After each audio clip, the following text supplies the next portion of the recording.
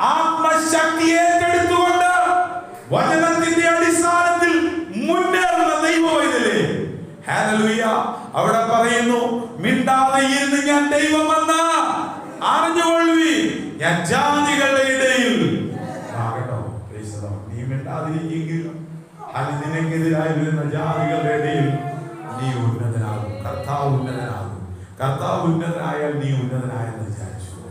Price the Lord. ഭൂമിയിൽ ഞാൻ ഉന്നതനാകും. ഭൂമിയിൽ വെച്ച് നിന്നെ കീഴ്പ്പെടുത്താൻ, നിന്നെ ലജ്ജിപ്പിക്കാൻ കടന്നു വരുന്നവരുടെ മധ്യത്തിൽ ഹല്ലേലൂയ, കർത്താവ് ഉന്നതനായാൽ നീ ഉന്നതനായി.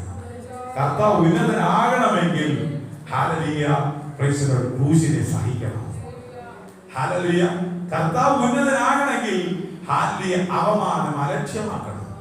ക്രൂശിനെ സഹിക്കണം. ക്രൂശിനെ സഹിച്ചാൽ മാത്രമേ ഹല്ലേലൂയ ഈ ഭൂമിയിൽ